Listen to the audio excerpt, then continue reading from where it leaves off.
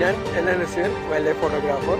ശരിക്കും എന്നെ സംബന്ധിച്ചൊരു മഹാ ഉത്സവമാണ്. ഒരു ഫോട്ടോഗ്രാഫറിന് ആവശ്യമുള്ള സാമഗ്രികളൊക്കെ വാങ്ങാൻ പറ്റുന്ന ഒരു ഇടം. ഫോട്ടോഗ്രാഫി ഭയങ്കര ഇഷ്ടമുള്ളതുകൊണ്ട് തന്നെ ഞാനിപ്പം രണ്ടാമത്തെ കൊല്ലമാണ് ഇവിടെ വരുന്നത്. ഫോട്ടോഗ്രാഫിയായി ബന്ധപ്പെട്ട ആൾക്കാരെ പരിചയപ്പെടാനും കൂടുതൽ എക്യുപ്മെന്റ്സ് ഒക്കെ കാണാനും അതിന്റെ പ്രവർത്തനം മനസ്സിലാക്കാനും ഒക്കെയാണ്. അപ്പം ഞാൻ കളി നിർത്തേണ്ട ടൈം ആകുമ്പോഴാണ്. അപ്പോൾ അത് കഴിഞ്ഞ് ഫോട്ടോഗ്രാഫിയാണ് എനിക്ക് താല്പര്യമുള്ള മേഖല. ഡിജിറ്റലി ഞാൻ വന്നിരിക്കുകയാണ് ഗൈസ് നമ്മളുടെ ഫോട്ടോ ഇവന്റ് കാണാനായി. സ്പോർട്സ് പേഴ്സണായിട്ട് ഞാനും വന്നിട്ടുണ്ട്. ഹലോ, സമയം രാത്രി 11 മണി. ഞാനിപ്പോൾ ട്രിവാൻഡ്രത്ത് തമ്പാനൂർ നിൽക്കുകയാണ്. നമ്മൾ അങ്കമാലിയിലേക്ക് പോവുകയാണ്. അവിടെ ഫോട്ടോഗ്രാഫി സംബന്ധമായിട്ടുള്ളൊരു വൻ സംഭവം നടക്കുന്നുണ്ട് കേട്ടോ. ആൻഡ് ഈ വീഡിയോ ഞാൻ കേരളത്തിലെ ഫോട്ടോഗ്രാഫി, വീഡിയോഗ്രാഫി അതിനോട് ഇഷ്ടമുള്ള എല്ലാവർക്കും, അത് പ്രാക്ടീസ് ചെയ്യുന്നവർക്കും, അത് പാഷനാക്കിയവർക്കും എല്ലാവർക്കും വേണ്ടി ഡെഡിക്കേറ്റ് ചെയ്യുന്നു. കാരണം നിങ്ങൾക്ക് എല്ലാവർക്കും ഈ വീഡിയോയിൽ എന്തെങ്കിലുമൊക്കെ സംഭവങ്ങൾ കാണും. അപ്പം ഞാൻ ഇവനെ കൊണ്ടുപോയി തമ്പാനൂർ പാർക്ക് ചെയ്യുന്നു. എന്നിട്ട് നമ്മൾ അവിടെ നിന്ന് വണ്ടി കയറുന്നു, നേരെ അങ്കമാലിയിലേക്ക് പോകുന്നു. Okay, bye. അപ്പോൾ നമ്മൾ ഇവിടെ തമ്പാനൂർ വന്ന് വണ്ടി പാർക്ക് ചെയ്തിട്ടുണ്ട്. ഇനി 24 hour ഫീ അടച്ചിട്ട് പോകാം. എൻ്റെ ഇവിടെ നോക്കിക്കഴിഞ്ഞാൽ ഇവരുടെ ഫീ ബോർഡ് വെച്ചിട്ടുണ്ട്. എനിക്ക് കറക്റ്റായിട്ട് അറിയത്തില്ല.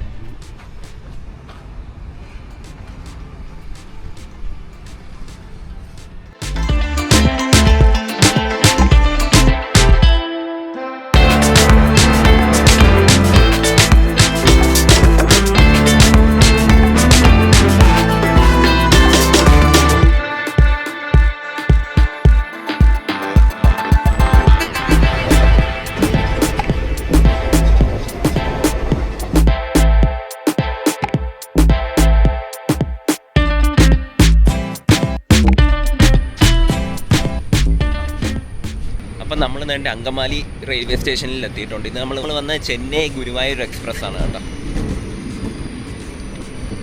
കറക്റ്റ് ഒരു 5:45 ആയപ്പോൾ നമ്മൾ അങ്കമാലിയിൽ എത്തിയിട്ടുണ്ട്. ഇനി നമുക്ക് റൂമിലോട്ട് പോവാം. അങ്ങനെ റൂമിലെത്തി ഫ്രഷൊക്കെ ആയിട്ട് ഞാൻ എൻ്റെ അറ്റ്ലക്സിലേക്ക് പോകാൻ വേണ്ടി ഇറങ്ങിയാണ്. ഇനി ഞാൻ സംഭവം പറഞ്ഞുതരാം എന്താണെന്നുള്ളത്. നമ്മൾ ഓൾ കേരള ഫോട്ടോഗ്രാഫി അസോസിയേഷൻ അഥവാ AKPA നടത്തുന്ന ഒരു ഫോട്ടോ ഫെസ്റ്റ് 2025 എന്ന് പറഞ്ഞൊരു പരിപാടി ഇവിടെ 3 ദിവസമായിട്ട് നടക്കുകയാണ്. ഇന്ന് അതിൻ്റെ അവസാനത്തെ ദിവസമാണ്. അതിനകത്ത് കുറേ സ്റ്റാളുകളും കാര്യങ്ങളൊക്കെ ഉണ്ട്. നമ്മളെ നിക്കോണും കാനോണും അതുപോലെ തന്നെ സോണി, പിന്നെ അതേപോലെ തന്നെ ക്യാമറ അക്സസറീസ്, വീഡിയോഗ്രാഫി, എഡിറ്റിംഗ് സോഫ്റ്റ്വെയറുകൾ കാര്യങ്ങളൊക്കെ നടത്തുന്ന കുറേ ഗംഭീരമായിട്ടുള്ള സ്റ്റാളുകൾ ഞാൻ അതിനകത്ത് കണ്ടു. അപ്പം ജസ്റ്റ് നമുക്കതൊക്കെ ഒന്ന് പോയി കാണാം.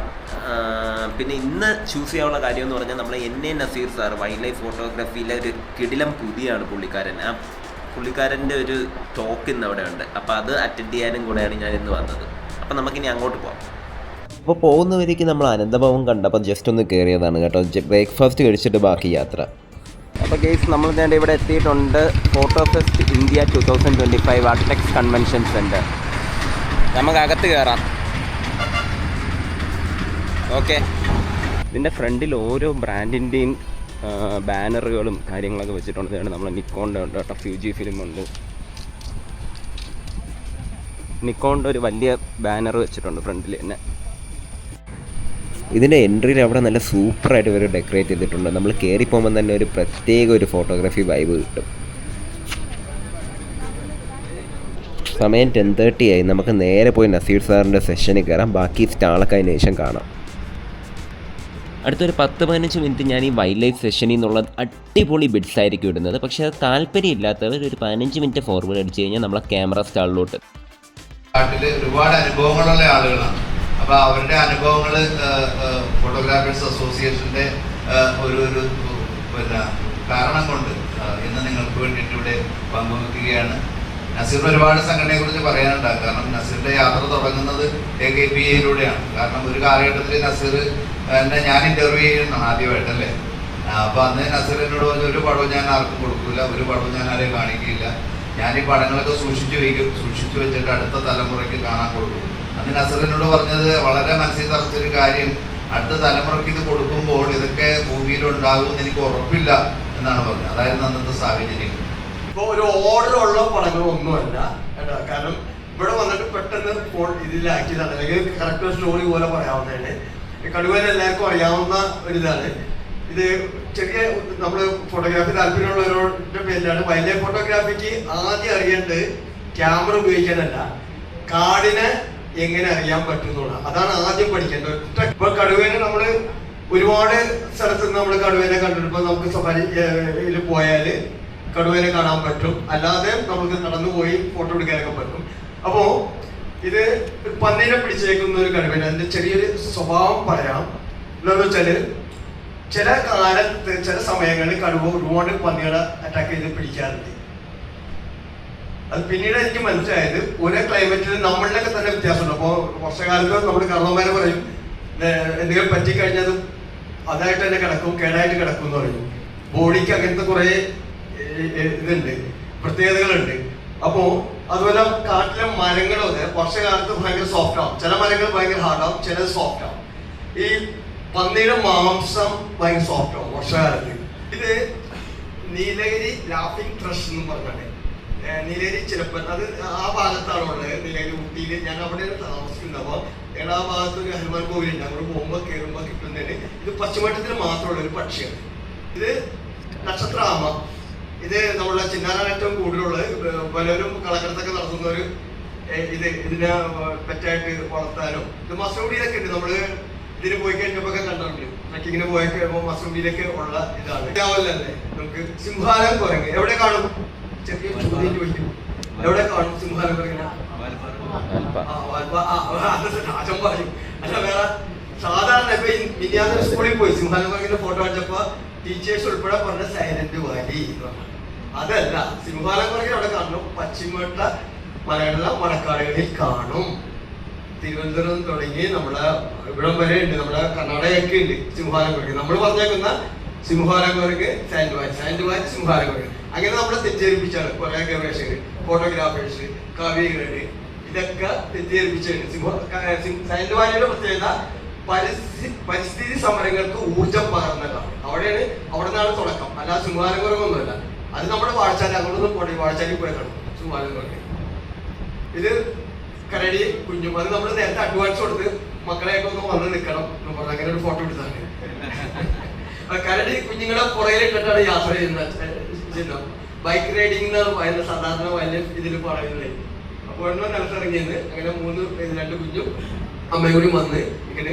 ഈ കരടി ഏറ്റവും അപകടകാരിയാണെന്നാ പറയുന്നത് എല്ലാവരും. പക്ഷെ ഞാൻ പറഞ്ഞ ഏറ്റവും ഭൂമിയിലെ ഏറ്റവും അപകടകാരി നമ്മളൊക്കെ തന്നെയാണ്, അതിനപ്പുറം മൃഗങ്ങളൊന്നുമല്ല.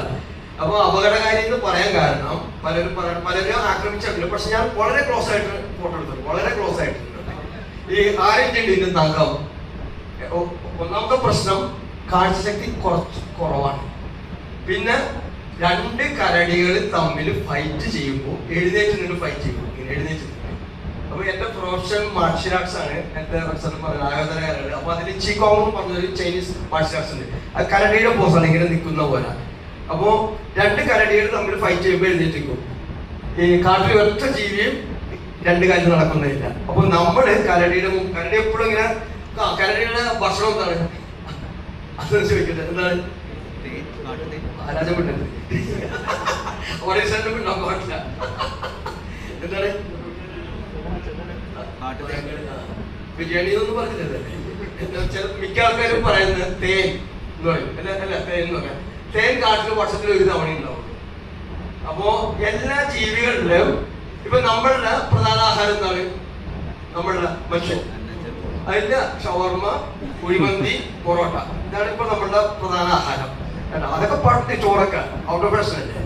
അപ്പോ അത് നമ്മളൊരു FB ഒരു പോസ്റ്റ് ചെയ്ത് ഷവർമ കഴിച്ച് ശവമായി, കുഴിമന്തി കഴിച്ച് കുഴിയിലോ ആയെന്നും പറഞ്ഞു. കാരണം ഒരുപാട് മരണങ്ങൾ നടക്കും. അപ്പൊ നമ്മൾ കഴിക്കാറില്ല അങ്ങനത്തെ സാധനം.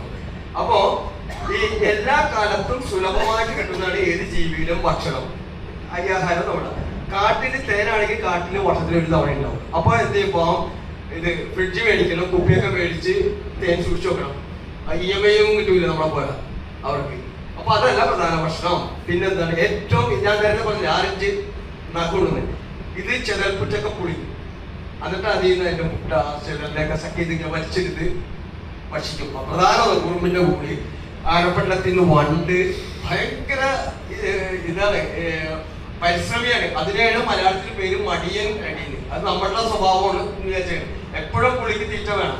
പിന്നെ കാഴ്ചശക്തി കുറവാണ്. അപ്പൊ എപ്പോഴും ഇങ്ങനെ നോക്കിയായിരിക്കും വരുന്നത്. അപ്പൊ മുമ്പിൽ പെട്ടെന്ന് നമ്മൾ വന്ന് നോക്കുമ്പോൾ 2 കാലിൽ അറ്റാക്ക് ചെയ്യാൻ മുന്നിൽ 2 കാലിൽ നിന്നാണ് ഇവർ അറ്റാക്ക് ചെയ്യുന്നത്. അങ്ങനെ തിരിച്ചറ്റാക്ക് ചെയ്യും. ഓടിച്ചിട്ട് പിടിക്കും. സാധാരണ ഞാൻ കരടിയുടെ അടുത്തേക്ക് പോയി ഇരിക്കലാണ്, വളരെ ക്ലോസ് ആയിട്ട് എന്ന് വെച്ചാൽ നിങ്ങൾ ഞാൻ പറഞ്ഞെന്ന് പറഞ്ഞ് കരടിയുടെ അടുത്ത് പോയി ഇരിക്കാൻ നിൽക്കരുത് കേട്ടാ. ഇത് പനങ്കാക്ക, നാട്ടു പനങ്കാക്ക എന്ന് പറയും. കാട്ടു പനങ്കാക്ക ഉണ്ട്, നാട്ടു പനങ്കാക്ക നമ്മുടെ പാലക്കാട് ഭാഗത്തൊക്കെ കാണാൻ പറ്റും. തമിഴ്നാട് പിന്നെ കർണാടകയുടെ സംസ്ഥാന പക്ഷിയാണ് കർണാടക. സാധാരണ കാട്ടുപോത്ത് 1 ടണ്ണാണ്, 1000 കിലോ. മൂന്നാറ് കൊടൈക്കനാൽ ഊട്ടിയൊക്കെ ഉള്ളത് 1.5 ടൺ വരും. അത് 1500 കിലോ. ഇതിനാണ് 250 കിലോ ഉള്ള കടുവ പിടിക്കുന്നത്. അന്ന് ഡിജിറ്റൽ ക്യാമറ ഇറങ്ങിയിട്ടില്ല, ഫിലിം ക്യാമറയിൽ എടുത്താണ്. ഞാനും തേക്കടിയിൽ ഒരു കണ്ണൻ എന്നൊരു വാച്ചർ ഉണ്ടായിരുന്നു, മരിച്ചു. നമ്മളിവിടെ ഇപ്പോൾ ഞങ്ങളുടെ കൂടെ ഒരുപാട് വന്നിട്ടുള്ളതാണ്. ഞങ്ങള് ബാമ്പു ഇതുണ്ട് ചങ്ങാടം, അത് തുടങ്ങിട്ട് മുല്ലക്കുടി എന്ന് പറഞ്ഞ സ്ഥലത്തോട്ട് പോകുമ്പോൾ ഒരു കൂട്ടം ആന ക്രോസ് ചെയ്യുന്നുണ്ട്. ആ സമയത്ത് എടുത്തൊരു ഫോട്ടോ ഫിലിം ക്യാമറയിൽ കേട്ടോ. ഞാൻ ആ ഫിലിം ക്യാമറയിൽ അത് രണ്ടും ഉപയോഗിക്കാൻ കാരണം ഇപ്പൊ ഡിജിറ്റൽ, ഇപ്പൊ നമ്മളെല്ലാവരും ഫോട്ടോഗ്രാഫർമാരാണ്. നമ്മള് അതായത് വാലെടുത്തവരൊക്കെ വിളിച്ചപ്പാടെന്ന് പറഞ്ഞ പോലെ നമ്മളെല്ലാവരും ഫോട്ടോഗ്രാഫർമാരാണ്. പണ്ട് അങ്ങനെയല്ല, ഒരു ഫിലിം 34 എന്നുള്ള അതിങ്ങനെ പിശുക്കി 37 ആക്കും, ഒരെണ്ണം പോലും മിസ്സാവരുത്. ആ രീതിയിലാണ് ഞങ്ങളൊക്കെ ചെയ്തുകൊണ്ടിരുന്നത്. ഇപ്പോ നമ്മൾക്ക് ഇങ്ങനെ മിഷൻകട്ടിൽ അടിക്കുന്ന പോലെ അടിക്കാം, പക്ഷെ എന്നാലും ഞങ്ങളൊക്കെ ഒരേ ക്ലിക്ക് അത് കറക്റ്റ് ആയിരിക്കും. അത് ലൈറ്റും ഷെയ്ഡും ഇതൊക്കെ കറക്റ്റായിട്ട് നമ്മുടെ മനസ്സിലൊരു കണക്ക് ഉണ്ട്. അത് ആ ഫിലിം ക്യാമറയിൽ നിന്ന് പഠിച്ച ആ കണക്ക് ഇപ്പോഴും കിടക്കുകയാണ്. അപ്പോൾ ഒരു ക്ലിക്ക് പോലെ മിസ്സാവാറില്ല. പഴയ ഫിലിം ക്യാമറ ഉപയോഗിച്ചവർ ഇപ്പോൾ ഡിജിറ്റലിലോട്ട് മാറിക്കഴിഞ്ഞാലും അങ്ങനെയാണ്. എന്ന് വെച്ചാൽ നമ്മൾ ഫിലിം ക്യാമറയിലോട്ട് പോകാനല്ല, ഇപ്പോഴത്തെ യുഗത്തിൽ തന്നെ നിന്ന് സംസാരിക്കണം. വളരെ അപ്രതീക്ഷിതമായി പുലി ആഹാരമാക്കിയ ഒരു മാനിന്റെ അവശിഷ്ടം കഴിക്കുന്ന കഴുകന്മാരെ കാണാൻ പറ്റും. അന്ന് 3 സൗത്ത് ഇന്ത്യയിലുള്ള 3 ടൈപ്പ് കഴുകന്മാർ ഒന്നിച്ചായിരുന്നത് ഫീഡ് ചെയ്തുകൊണ്ടിരുന്നത്. ഇത് അവിടുന്ന് തന്നെ കർണാടകയിൽ തന്നെ കിട്ടിയാണ്.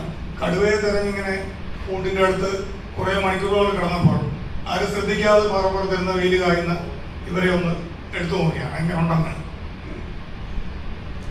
ഇത് വേഴാമ്പലാണ്. എല്ലാവരും ഒരുമാനപ്പെട്ട എല്ലാവരും എടുക്കുന്ന നെല്ലിയാമ്പതിൽ നിന്ന് തന്നെയാണ് നമ്മൾ ഇത് കിട്ടിയത്. മാഷിനോടൊപ്പം ഉണ്ടായിരുന്നു. ഞങ്ങൾ ഒന്നിച്ച് ഒരു യാത്ര പോയപ്പോൾ കിട്ടിയതാണ്. ഇത് നീലഗിരി വരയാണ്. അപ്പം ഇതിൻ്റെ ഒരു പ്രചരണ കാലം കഴിഞ്ഞ് തൊട്ടടുത്തുള്ള ഒരു ദിവസം വളരെ യാദൃശ്ചികമായിട്ട് അവിടെ ചെല്ലാനും ഇങ്ങനെ ഒരു സീൻ കാണാൻ സാധിച്ചു. ഇത് രാജവംശം കുറേ വർഷങ്ങൾക്ക് മുമ്പ് തൃശ്ശൂർ കോൾപ്പാടത്ത് അങ്ങനെ അവിടെ പോയി കിട്ടിയ ഒരു ചിത്രമാണ്. ഇത് വയനാട് മുത്തങ്ങ സാങ്ച്വറിയിൽ നിന്ന് അതിരാവിലെ വൈൽഡ് ഡോഗ്സിനെ പേടിച്ച് ഓടി വരുന്ന ഒരു കൂട്ടം മാനുകളാണ്. ഇതിൻ്റെ കൂടെ ഉള്ള ചിത്രം നേരത്തെ മാതൃഭൂമി പ്രസിദ്ധീകരിച്ചിരുന്നു. അതിനകത്ത് നിന്ന് വേഴാമ്പലം തെള്ളിയിരുന്ന വേഴാമ്പലം കഴിച്ചുകൊണ്ടിരിക്കുന്ന കായാണ് ഈ താഴോട്ട് വീട്. എൻ്റെ ഫ്രണ്ടിൽ ശ്രദ്ധിച്ചു നോക്കിയാൽ കാണാം. ഇത് നാറുകുള എന്നാണ്. ഇത് കർണാടകയിൽ തന്നെയുള്ളതാണ്. ഇത് നസീർ മാഷൻ ഞാൻ ഒന്നിച്ച് യാത്ര ചെയ്തപ്പോൾ കിട്ടിയതാണ്. വൈൽഡ് ഡോഗ്സ് ഒരു മാനെ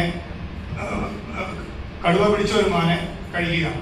അതിൻ്റെ തലയൊക്കെ അകത്ത് പോയി ഫുള്ള് കാണാതിരിക്കുന്ന ഒരു പടമാണ്. പക്ഷെ അത് കുറച്ച് ബുദ്ധിമുട്ടായിരിക്കും കണ്ടിരിക്കും, അതുകൊണ്ടാണ് അത് കരുതാതിരുന്നത്. ഇത് ജിം കോർബറ്റ് നാഷണൽ പാർക്കിൽ നിന്ന് ചിത്രമാണ്. ഇത് കരിയ എന്ന് പറയും, ഇവിടുത്തെ ഒരു ടൈപ്പ് മുതലയാണ്. ഇവിടെ സാധാരണമാണ്, നമ്മൾ ആദ്യമായിട്ടാണ് കാണുന്നത്. ഇത് കമ്പനിയിൽ നിന്ന് പ്രവൃത്തിയാണ്. മാഷും കൂടെ ഉണ്ടായിരുന്നു. ഇതും വളരെ കഷ്ടപ്പെട്ട് 3 ദിവസം ഒന്നും ഒരു സൈറ്റിങ്ങും ഇല്ലാഞ്ഞ് ലാസ്റ്റ് ഒരു സ്ഥലത്ത് വെയിറ്റ് ചെയ്തപ്പോൾ കിട്ടിയതാണ്. ഇത് ജിം കോർബറ്റ് നാഷണൽ പാർക്കാണ്. 4 കുട്ടികളും അമ്മയാണ്. ഒരെണ്ണം സ്വല്പം ഇച്ചിരി മാറിയിരിക്കുന്നത്, അതിനെ ചിത്രം പകർത്താൻ പറ്റി. ഇത് അമ്മക്കല്ല, ഇതും ജിം കോർബറ്റിലെ തന്നെ ചിത്രമാണ്. ഇതും ജിം കോർബറ്റ് നാഷണൽ പാർക്കാണ്. ഇത് നമ്മുടെ വാഹനത്തിന്റെ പുറകിൽ നമ്മൾ ശ്രദ്ധിക്കാതെ ഇരുന്നപ്പോൾ തൊട്ടടുക്ക വരെ വന്ന നമ്മൾ മുന്നിലുള്ള ആനയെ കണ്ടുകൊണ്ടിരുന്നു, ഫോട്ടോ എടുത്തുകൊണ്ടിരുന്നു. ഇത് പുറകെ വന്ന് കണ്ടില്ല, തൊട്ടടുത്ത് എത്തിയപ്പോഴാണ് കണ്ടത്. അന്നേരം എടുത്ത് കരടിയുടെ ഇത്ര അടുത്തൊക്കെ ഫോട്ടോ എടുത്തത് ഒരുപാട് ഫോട്ടോ ഉണ്ട്. കരടിയുടെ ഏറ്റവും കൂടുതൽ ഷൂട്ട് ചെയ്തത് കരടി, അത് കഴിഞ്ഞ് വേഴാമ്പൽ. കരടിയുടെ വേഴാമ്പലിന്റെ ഏറ്റവും കൂടുതൽ ഇതായിരുന്നു. ഇത് മസനഗുഡിയിൽ നിന്നാണ് എടുത്തത്. എൻ്റെ ഒരു ഫ്രണ്ട് ഉണ്ട്, മാർക്ക് ദാവിദാർമന്ന. അവരുടെ അവിടെ എല്ലാ ജീവനും വരുന്നു. വരാന്ത വിട്ട് പുറത്തിറങ്ങാൻ പാടില്ല, അവിടെ അങ്ങനെ നിയമം. പക്ഷെ ഞാനും എൻ്റെ ഒരു ഫ്രണ്ടിനും ആ കാട്ടിലൊക്കെ മുഴുവൻ കറങ്ങി നടക്കുന്നുണ്ട്. അപ്പൊ ഞാൻ അവിടെ എൻ്റെ ഒരു ഫ്രണ്ട് ജലീല്, പിന്നെ എൻ്റെ വൈഫും, ഞങ്ങൾക്ക് 3 പേർക്ക് മാത്രമേ ഉള്ളൂ പ്രവേശനം. അപ്പൊ ഞങ്ങൾ ചെന്ന അന്ന് രാത്രി വരാന്തയിൽ കരടി വന്നു. അപ്പൊ പിറ്റേ ദിവസം ഞാനപ്പോ അവിടെ മുറ്റമൊക്കെ ഒന്ന് വൃത്തിയാക്കിയിട്ട് എത്ര കുഞ്ഞുങ്ങൾ വന്നിട്ടുണ്ടെന്നൊക്കെ അറിയാം പത്മാർക്ക്. അപ്പൊ ഇത് ഉച്ചക്ക് ഇങ്ങനെ ഇത് ചെയ്യുമ്പോ വരാന്തയിൽ വൈഫൊക്കെ ഇരിക്കണേ. അപ്പൊ വെറുതെ കരടി വരുന്നു. അപ്പൊ ഞാൻ നോക്കുമ്പോ കുഞ്ഞുങ്ങളും ഉണ്ട്. നേരെ വന്നു, ക്യാമറ എടുത്ത് ഞാൻ ഇതപ്പോ നേരെ വന്ന് ഒരു പാറയുണ്ട്, അതിന്റെ അടുത്തോട്ട് വന്നു. അപ്പൊ ഞാൻ നേരെ നടന്നു തന്നെ. അപ്പൊ എനിക്ക് ആഗ്രഹം എന്നെ നോക്കണം എന്നുള്ളൊരു ആഗ്രഹമുണ്ട്. അത് അതുപോലെ എന്നെ നോക്കുകയും ചെയ്ത് ഫോട്ടോ എടുക്കുകയും ചെയ്ത്. പിന്നെ നമ്മൾ അല്ലാതെ തന്നെ കരണ്ടിയുടെ തൊട്ടടുത്ത് ഇങ്ങനെ ക്യാമറ ആയിട്ടിരിക്കുന്ന ഒരു ഫോട്ടോ എൻ്റെ ഫ്രണ്ട് ബാക്കിൽ നിന്ന് എടുത്തിട്ടുണ്ട്, ജലീലെന്ന് പറഞ്ഞാൽ. അതുകൊണ്ട് നമ്മൾ ഫോട്ടോ ട്രാക്സിലൊക്കെ വന്നിരുന്നാണ് ആ ഫോട്ടോസൊക്കെ നേരത്തെ വന്നിരുന്നത്. രാത്രി ഇത് പഴയ കോട്ടേഴ്സ് ഇതൊക്കെ ഉണ്ട്. ഇപ്പൊ അങ്ങനെ ഒന്നുമില്ല, ഇപ്പൊ എല്ലായിടത്തും മനുഷ്യരും ഇതൊക്കെ ഉണ്ട്. നേരത്തെ പഴയ കെട്ടിടങ്ങളൊക്കെ ഉണ്ടായിരുന്നു. അപ്പൊ അവിടെ കിടക്കും, അങ്ങനെയൊക്കെ കിടന്നിട്ടുണ്ട്. പിന്നെ ഏറുമാടം ഉണ്ടാവും, അവിടെ കിടന്ന് ഒരു ദിവസം രാത്രി ഫുള്ള് ഞാനും ജലീലും മഴ കൊണ്ടിട്ട് അത് ചോരയായിരുന്നു. ലിനിയാമതിക്ക് നടക്കേണ്ട സമയത്ത് ഒരു പഴയ തണ്ട് അവിടെ കയറിയിരുന്നു. ഫുള്ള് മഴ കൊണ്ട് രാത്രി ഫുള്ള് അവിടെ കയറിയിരുന്നു. ഇപ്പൊ അങ്ങനെയുണ്ട്, ഇപ്പൊ എല്ലായിടത്തും ഇതുണ്ട്, താമസ വിജയവും എല്ലാം ഉണ്ട്. അന്ന് അങ്ങനെ ഒരു കാലം വന്നു. സാർ പറഞ്ഞൊരു കാര്യം, ഇത്രയും വർഷത്തെ ഈ കാടിലെ യാത്രകൾക്കിടയിൽ ഒരു വന്യജീവിയുടെ ആക്രമണം ഇങ്ങോട്ട് ഉണ്ടായിട്ടില്ല എന്നാണ് സാർ പറയുന്നത്. നമ്മളൊക്കെ റെസ്പോൺസിബിൾ ആയിട്ട് കാട്ടിൽ പോകുന്നതാണ്, ഞാൻ ഒറ്റയ്ക്ക് പോകുന്നവരാണ്. അപ്പോൾ എനിക്കിപ്പോഴുള്ള സംശയം, നമ്മൾ വൈൽഡ് ലൈഫിന് അങ്ങോട്ട് പോയി ആക്രമിച്ചില്ലെങ്കിൽ നമ്മൾ ശ്രദ്ധിച്ചാൽ അവർ ഇങ്ങോട്ട് ആക്രമിക്കില്ല എന്നുള്ളത് ഇപ്പോഴും വിശ്വസിക്കാനൊരു പ്രക്രിയ. പലപ്പോഴും പല അപകടം സംഭവിക്കുന്നത് ആളുകൾ ബോധപൂർവ്വം വൈൽഡ് ലൈഫിന് അങ്ങോട്ട് പോയി ആക്രമിച്ചിട്ടൊന്നുമല്ല. അപ്പോൾ അവർ റീസണബിളി ചിന്തിക്കുന്നൊരു ആനിമൽ അല്ലല്ലോ. ഞാൻ പറയുന്നത് എന്റെ മാത്രം ശരിയാണോ, നിങ്ങളുടെ ശരിയാവണമെന്നില്ല. അത് എന്നെ മാത്രം, എനിക്കൊരു വിശ്വാസമുണ്ട്. ഞാൻ എന്നോട് ആൾക്കാർ കൂടെ വരുമ്പോ ഇത് ആന എന്ത് ചെയ്യും അല്ലെങ്കിൽ ചെയ്യും. അപ്പൊ ഞാൻ എന്നൊന്നും ചെയ്യില്ല, നിന്റെ കാര്യം എനിക്ക് പറയാൻ പറ്റില്ല. അപ്പൊ പിന്നെ അവരെന്റെ കൂടെ വരില്ല. എനിക്കുള്ളൊരു വിശ്വാസം അതാണ്. എന്നെ ഇതുവരെ അങ്ങനെ ഒന്നും ഉപദ്രവിച്ചിട്ടില്ല. ഇനി നാളെ അങ്ങനെ വരികയാണെങ്കിൽ വരെ പത്രത്തിലൊക്കെ വാർത്ത അങ്ങനെ വരികയാണെങ്കിൽ അത് എന്റെ കുഴപ്പമാണ്. അത് ഇത് ഒരുപാട് തവണ പറഞ്ഞു എഴുതി കഴിഞ്ഞ ഒരു കാര്യം തന്നെയാണ്. നമ്മൾ ചെല്ലുന്ന അവരുടെ വീട്ടിലാണ്, അതിനെ കൊടുക്കേണ്ട മര്യാദ കൊടുത്താൽ അവർക്ക് മനസ്സിലാവും, അത്രേ ഉള്ളൂ. അത് പിന്നെ കുറച്ചൊരു സ്പെഷ്യാലിറ്റിയാണ് അതിൽ ഉള്ളത്. ഇതിന്റെ അനുബന്ധമായിട്ടൊരു കാര്യം കൂടെ ഞാൻ പറയാൻ ആഗ്രഹിക്കുന്നു. വന്യമൃഗങ്ങൾ അറ്റാക്ക് ചെയ്യുമെന്നല്ല സാർ ചോദിച്ചു. അങ്ങനെ നമ്മളായിട്ട് അങ്ങനെ ഉണ്ടാക്കി എടുക്കുന്ന അവസ്ഥകളുണ്ട്, അനുഭവസ്ഥനാണ്. അതും മാഷിന്റെ കൂടെ ഉള്ളപ്പം തന്നെ. ഞാൻ ആദ്യം മാഷിനോട് എത്തിപ്പെടുന്നത് മാതൃഭൂമിയുടെ ഒരു ഓൾ കേരള ഒരു കോൺടെസ്റ്റ് നടത്തിന് യാത്രയിൽ. അന്ന് വിജയികൾക്ക് മാഷിൻ്റെ കൂടെ 4 ദിവസം കാട്ടിപ്പോകും. അങ്ങനെയാണ് മാഷിനെ പരിചയപ്പെടുന്നത്. അപ്പം ഞങ്ങൾ 3 പേരെയും കൊണ്ട് മാഷ് ചിന്നാറ് കാടുകളിൽ പോയി. ഒരു ആനയെ ദൂരെ കണ്ടു, ഗൈഡ് ഞങ്ങളെ നടത്തി. നമ്മൾ സാറിനെ ആനയെ കണ്ടാൽ ഒരു ഫോട്ടോ എടുത്ത് മാറിപ്പോകും. നേരെ ഇതിന് പുറകെ പോയി ഒരു 3/4 മണിക്കൂർ നടന്നു കഴിഞ്ഞപ്പോൾ ഇത് നിൽക്കുന്ന താഴെ. അപ്പം പറഞ്ഞു, കുറച്ച് കഴിഞ്ഞപ്പോൾ പെട്ടെന്ന് നമ്മളൊരു ആനയുടെ ഫ്രണ്ടിൽ ഓപ്പൺ പ്ലേസിലായിപ്പോയി. നമുക്ക് മാറാൻ പുറകോട്ട് കല്ലുകൾ മാത്രമേ ഉള്ളൂ, പുറകോട്ട് കാണാം. പറഞ്ഞു തന്നു ആരും അനങ്ങരുത്, അവിടെ ഇരുന്ന് ഫോട്ടോ എടുത്തോളാം. അപ്പം നമ്മളെല്ലാം ഇരുന്ന് ഫോട്ടോ എടുത്തു. ഒരാൾക്ക് മാത്രം എൻ്റെ കൈയുടെ മുട്ടിരിക്കുന്നതുകൊണ്ട് പുള്ളിക്ക് എടുക്കാൻ പറ്റും. പുള്ളി നേരെ എഴുന്നേറ്റ് എൻ്റെ മുന്നിൽ കൂടെ കറങ്ങി ഇപ്പുറത്ത് വന്ന് ഫോട്ടോ എടുത്തു. ആനയെ അത് കണ്ടു, നേരെ ഓടി വന്നു. ഏകദേശം ആ തൂണിന് അത്ര അടുത്ത് വരെ എത്തി. അപ്പോൾ ആ കൂടെ ഉണ്ടായിരുന്ന ഗൈഡ് പാറപ്പുറത്ത് വടി വെച്ച് 4 അടിയൊക്കെ അടിച്ച് എന്തോ ബഹളം ഉണ്ടാക്കിയപ്പോൾ ആന പിന്തിരിഞ്ഞു പോയി. അങ്ങനെ പുള്ളി അത് ബഹളം ഉണ്ടാക്കിയില്ലായിരുന്നെങ്കിൽ ഇപ്പോൾ മാഷ് കണ്ടേനും കൂടെ പറയാൻ ഞാനും ബാക്കിയുള്ളവരുണ്ടാവും നമുക്ക് പറയാൻ പറ്റും. അപ്പോൾ അത് നമ്മൾ ഉണ്ടാക്കിയെടുക്കുന്ന ഒരവസ്ഥയാണ്. വൈൽഡ് ലൈഫ് ഫോട്ടോഗ്രാഫി ഇഷ്ടപ്പെടുന്ന ഒരാളെന്ന നിലയിൽ മഴക്കാലത്ത് കാട്ടിൽ പോകുന്നതാണ് ഇഷ്ടം. കാരണം നമുക്കൊരു ബാക്ക്ഗ്രൗണ്ട്, ഒരു ഗ്രീൻ കിട്ടുക എന്ന് പറയുന്നത് എന്തോ ഒരു സന്തോഷമാണ്. പടം മോശമാണെങ്കിലും കുഴപ്പമില്ല, ബാക്ക്ഗ്രൗണ്ട് ഒരു കാണാനൊരു കുളിർമയുള്ളൊരു മാഷിനും അങ്ങനെ തന്നെയാണെന്ന് എൻ്റെ വിശ്വാസം. എനിക്ക് കിട്ടിയേക്കുന്ന ഏറ്റവും വലിയ സമ്മാനം ഇപ്പൊ ഇന്ന് കിട്ടിയത് ഇവിടെ വന്ന് നിങ്ങളെന്നെ വിളിച്ച് ഇതിൽ വലിയ അവാർഡ് എനിക്ക് വേണം. കുറെ സാധനങ്ങൾ നമുക്ക് കിട്ടും വീട്ടിലേക്ക് നിരത്തി വെക്കാനായിട്ട്. പക്ഷെ അതല്ല ഈ ഒരു ഇങ്ങനത്തെ ഒരു മൂവ്മെന്റ് കിട്ടില്ല. ഇതാണ് ഏറ്റവും വലുത്. മിനിയാന്ന് ഞാൻ പറഞ്ഞു ഒരു എന്താണ് കാടുവീറ്റില് സ്കൂളിലാണ്, ഗവൺമെന്റ് സ്കൂളിൽ ഒരു 10-70 പിള്ളേരുണ്ട്, കുഞ്ഞു മക്കള്, നല്ല രസമുള്ളവര് വായനാ ദിനത്തിന്. അപ്പൊ അവര് വിളിച്ച്, അതൊക്കെ എനിക്ക് ഏറ്റവും വലിയൊരു അവാർഡ് പോലെയാണ്. ഏറ്റവും വലിയ ഇതിന് ഫോട്ടോഗ്രാഫിക്ക് എന്നാണ് ഞാൻ ഒന്നിനും അയച്ചിട്ടില്ല. പക്ഷെ എനിക്ക് ആദ്യമായിട്ടൊരു അവാർഡ് തന്നെ AKP ആണ്, എക്സലൻസ് അവാർഡ് കണ്ണൂരിൽ വന്നിട്ടുള്ളത്. മാഷ് പണ്ട് പറഞ്ഞിട്ടുള്ള ഒരു കാര്യം കൂടെ ഞാൻ ഓർമ്മിക്കുകയാണ്. മാഷ് പറഞ്ഞിട്ടുണ്ട് മാഷ് മത്സരിക്കുന്നത് മാഷിന്റെ പടങ്ങളോട് തന്നെയാണ്, മറ്റൊരാളോട് മാഷ് മത്സരിക്കാൻ മാഷിന് താല്പര്യമില്ലാന്ന് പറഞ്ഞു. അപ്പോൾ എങ്ങനെ ഉണ്ടായിരുന്നു ഗൈസ്? നല്ലൊരു ഉഗ്രൻ സെക്ഷൻ അല്ലായിരുന്നു. ഇനി നമുക്ക് എന്താണ്ട് സ്റ്റാളുകളൊക്കെ കാണാൻ പോവാം.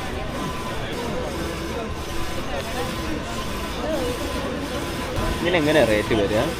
4.5+ റേറ്റ് വരുന്നത്. എക്സ്പോ ഓഫർ ആയിട്ട് 4+. നമ്മൾ നേരത്തെ കണ്ട സാധനമാണ്, രണ്ട് പ്രിൻ്റ് ചെയ്ത് നല്ല അടിപൊളിയായിട്ട് പുറത്ത് വരുന്നുണ്ട് ഔട്ട്പുട്ട്. കറങ്ങിയ സാധനം DJയുടെ സ്ഥലത്ത് തന്നെ എത്തി. അവരുടെ മെയിൻ സംഭവങ്ങൾ ദിമ്പലുകളെല്ലാം ഇരിപ്പുണ്ട്. എന്താണ്ട് ഇരിക്കുന്നത് നമ്മുടെ DJ Osmo Action 5 Pro. ഇതിൻ്റെ അടിയിലുള്ള ട്രൈപോഡ് കണക്ട് ചെയ്യുന്ന എത്ര റേറ്റ് വരുന്നത്? നമ്മുടെ ഈ ട്രൈപോഡ് ഇതിൻ്റെ അടിയിൽ വരുന്നത് ട്രൈപോഡ് സെപ്പറേറ്റ് ആയിട്ടാണ്. അതെങ്ങനെയാണ് റേറ്റ്? അത് ഒരു 2700 റേറ്റ് വരും. ക്യാമറ എനിക്ക് ഏറ്റവും ലേറ്റസ്റ്റ് മോഡൽ ഇതാണ് ലേറ്റസ്റ്റ്.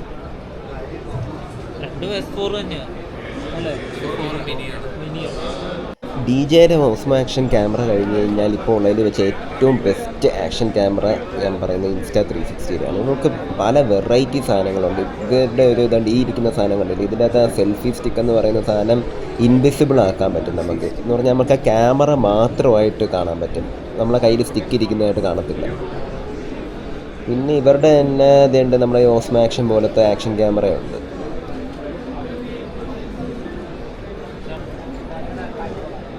ഇത് ട്രൈപോഡ് സ്റ്റാൻഡാണോ അതിൻ്റെ സ്റ്റിക്കാണോ? സ്റ്റിക്ക് ഇത് ഇത്രയും തിക്കുണ്ടോ? Selfie stick.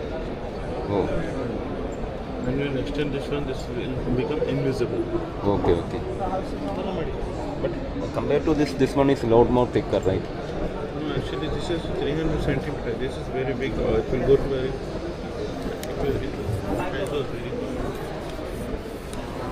Okay. You can take the 360 also. Okay. This small stick.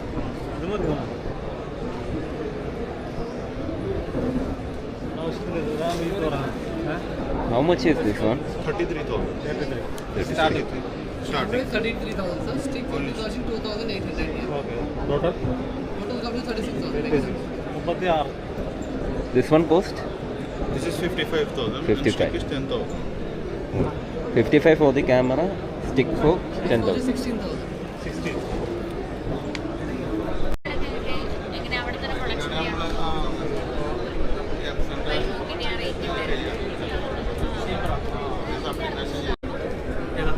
നമ്മൾ ഈ ഗൂഗിളിൻ്റെ ഒക്കെ എങ്ങനെ ഇതേപോലെ ഇപ്പം അതെങ്ങനെയാണ് പ്രിന്റ് ചെയ്യുന്നത് നിങ്ങളുടെ?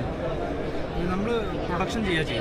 ഓക്കെ, നമ്മൾ ഓക്കെ നമ്മുടെ കമ്പനിയുടെ ആ ഡീറ്റെയിൽസ് തരം വരെ നിങ്ങളത് പ്രിന്റ് ചെയ്യും. കസ്റ്റമൈസ് ചെയ്യാൻ പറ്റും. ഓക്കെ, ചിപ്പുള്ള കാർഡാണ് വരുന്നത്. ഓക്കെ. NFC കാർഡാണ്. മിനിമം ക്വാണ്ടിറ്റി ഉണ്ട്, 10 ക്വാണ്ടിറ്റിയാണ് മിനിമം വരുന്നത്. എങ്ങനെയാണ് റേറ്റ് എങ്ങനെയാണ് വരിക? അപ്പം 130 പെർ പീസിന് വരുന്നത്. ഒരു ഒരെണ്ണം ചെയ്യാൻ 130 ആണോ? അല്ല, 10 പീസാണ് മിനിമം വരുന്നത്. അതിൽ ഒന്നിന് 130. നിങ്ങളുടെ കോണ്ടാക്റ്റ് വല്ലതും ഉണ്ടോ?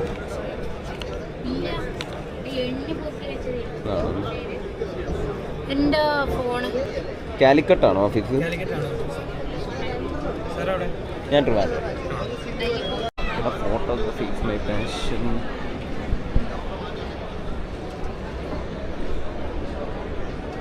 ഇത് നിങ്ങൾ പ്രിന്റ് ചെയ്ത് കൊടുക്കുന്നതാണ് കേട്ടോ? അത് അല്ല, സെയിലിനാണ്.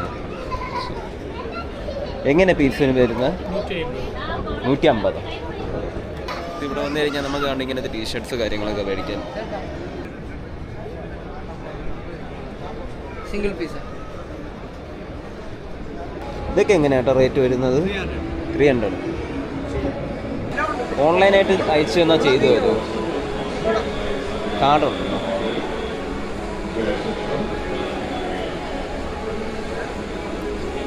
One TB portable SD disk. How much is it? 7,900. 7,900. From Toshiba, sir. Kioskia from the house of Toshiba. Oh, brand is Toshiba. Kioskia. Okay. Japanese brand. It's a subsidiary of Toshiba. Oh. So the chip is manufacturing by the facility of Toshiba, assembled at Taiwan. Okay. So you'll get a 3 years warranty, and 32 GB's 32 numbers of 32 GB pen drive capacity is there. Okay. 1 TB. Metal body. Give me, sir. Drop it. Feels very light also. Very light. Yeah. Less than 40 grams. Metal body. Okay. So that design curve is there because of that, for maintaining that heat cycle. So you can work for at least 5 hours continuously, and it will support Windows, Mac, iOS, iPad OS, Android, Xbox, PlayStation. Okay. Some type of cameras also. So many support is there. Many support is there. It feels So single lightweight device, also. 1 many TB. storage option. Yeah. So maximum is 1 TB or more 2 than TB, sir. 2 TB, sir. Yeah. 2 TB, 12,900. Is this 12,900? The other one is 7,000. 7,000. And service warranty is 3 years. 3 years. Replacement. Okay. So there is no data warranty, but you don't worry about data warranty. You can track that product life through that utility software. Okay, thank you. Thank you.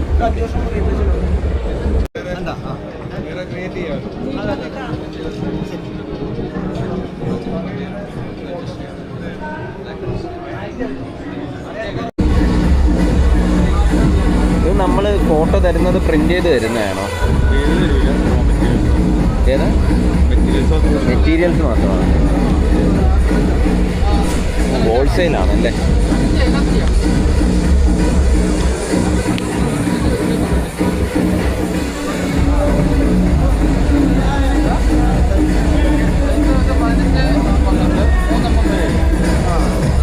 ഈ കടയിലാണെങ്കിൽ ഒടുക്കത്തെ തിരക്ക്. എൻ്റെ JM camera എന്തെവിടെ ഇത്രയും തിരക്ക്? നോക്കാം.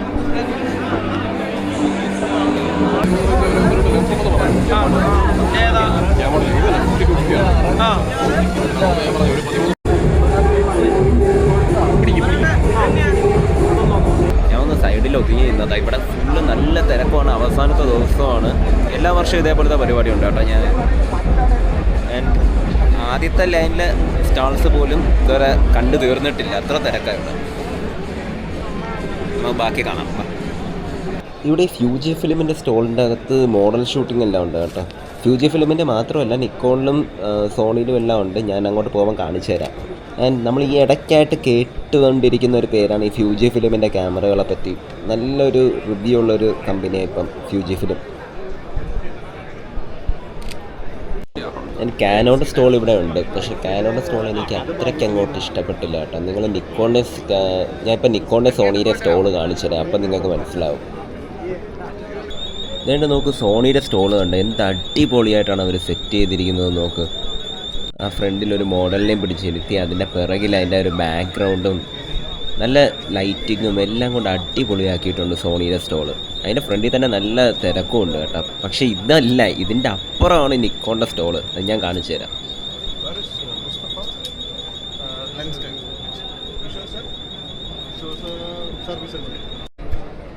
നിക്കോണിൻ്റെ നല്ലൊരു ഉഗ്രൻ stall ഇവിടെ ഉണ്ട് കേട്ടോ. നമ്മുടെ സ്വന്തം നൈക്കോൺ അഥവാ നിക്കോൺ. ഇതുണ്ട്.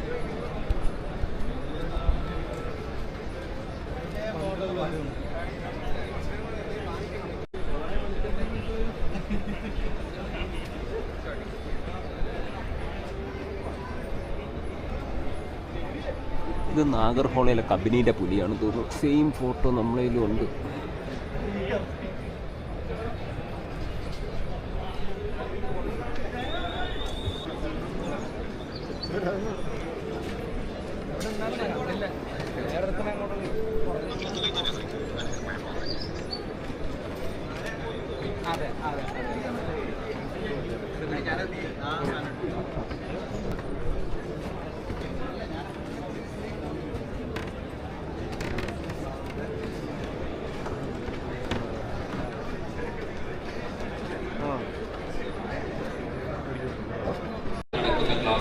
നിക്കോൺ 400mm ആണ്. 400mm ക്ലാരിറ്റി ഞാൻ കാണിച്ചു തരാം. എനിക്ക് നിക്കോണിൻ്റെ കളർ പ്രൊഡക്ഷൻ ഭയങ്കര ഇഷ്ടമാണ്. അതിൻ്റെ കൂടെ തന്നെ ഇവരുടെ ഈ 400mm വരുന്ന ആ ഒരു ഫോക്കസിംഗ് ഒക്കെ എന്ത് അടിപൊളിയാണെന്ന് നോക്കിക്കേ.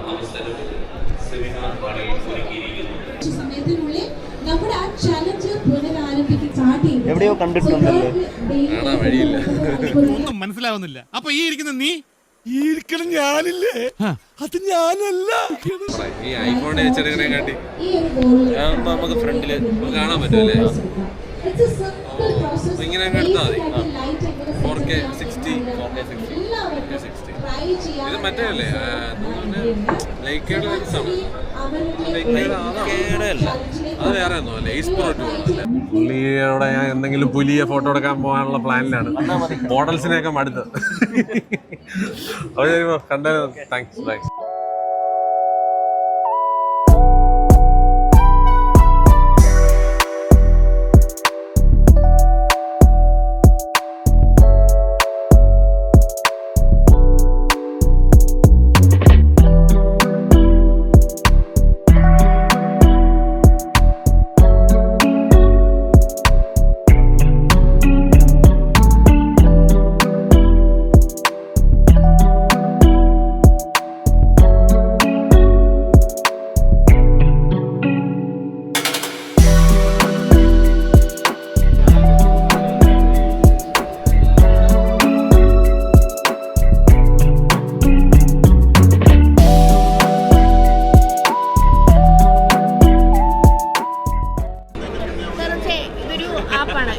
ഫാൻസി എന്നാണ് ആപ്പിന്റെ പേര്.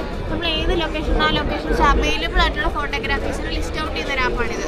നമ്മൾ ലൊക്കേഷൻ അനുസരിച്ച് ഇതെങ്ങനെയാണെന്ന് വെച്ചിട്ടുണ്ടെങ്കിൽ ഇതിൽ ഈ ആപ്പിൽ കയറുക, ഇതിൽ ഒരു കലണ്ടർ ഉണ്ട്. ആ കലണ്ടറിൽ നമ്മൾ അവൈലബിൾ ആയിട്ടുള്ള ഡേറ്റ് അത് ആഡ് ചെയ്തിട്ടാണ് ബാക്കി ഡേറ്റ്സിൽ കസ്റ്റമൈസിനും അതുപോലെ തന്നെ ഫോട്ടോഗ്രാഫീസിന് സാറ് ഡയറക്റ്റ് കോൺടാക്ട് ചെയ്യാൻ പറ്റുന്ന രീതിയിലാണ് ആപ്പ് വരുന്നത്. രജിസ്ട്രേഷനും കാര്യങ്ങളൊക്കെ ഫ്രീ ആണ്. നമ്പർ ഡീറ്റെയിൽസ് തരുവാണെങ്കിൽ ഇതിൻ്റെ ബാക്കി കാര്യങ്ങൾ നമ്മൾ സാറിന് അയച്ചു തരും വാട്സാപ്പിൽ. ഓക്കെ, അപ്പം ഇവിടുത്തെ കാഴ്ചകൾ ഇനിയും തീർത്തില്ല. ഫുഡ് കോർട്ട് വരെ റെഡിയാക്കിയിട്ടുണ്ട്. ഇനിയെല്ലാം കഴിക്കാം.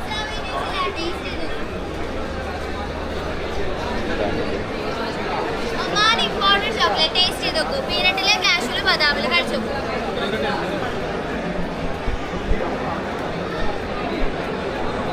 ആളുകൾ ഒരു രീതിയിൽ കണ്ടു കഴിഞ്ഞതിന് ശേഷം വേണ്ട ഇപ്പം ഇവിടെ ഫുഡ് കോർട്ട് ഉണ്ടായിരുന്നു, അത് കണ്ടു കഴിഞ്ഞ് ഇപ്പം വേണ്ട ഇവിടെ ഫോട്ടോ എക്സിബിഷൻ ഉണ്ട്. നമുക്കിനി ഫോട്ടോ എക്സിബിഷൻ കാണാം.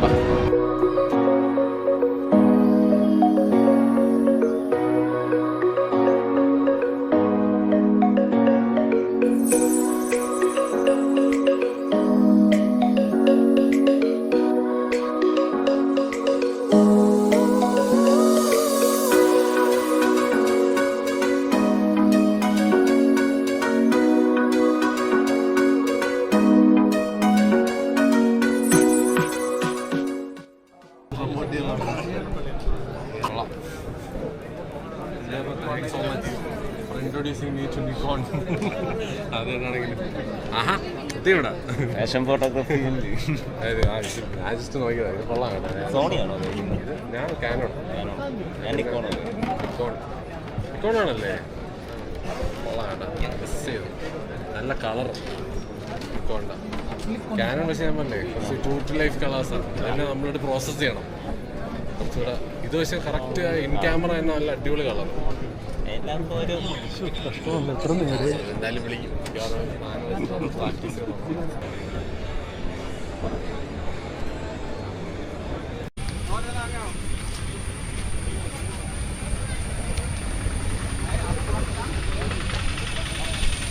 അപ്പോൾ ആ പരിപാടി അങ്ങനെ തീർന്നിരിക്കുന്നു. നമുക്കിനി തിരിച്ച് വണ്ടി കയറി ട്രിവാൻഡ്രത്തേക്ക് പോകാം.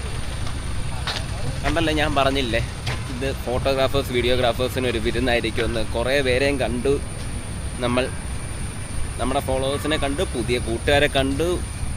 It's a wonderful treat at Angamaly. And thank you all Kerala photographers association for conducting like this one grand event, for bringing all the photographers and videographers in Kerala together. Thank you so much. Subscribe ചെയ്യാൻ മറക്കണ്ട MTSലേക്ക്. ഇതുപോലത്തെ videos ഇനിയും വരും. Okay, by.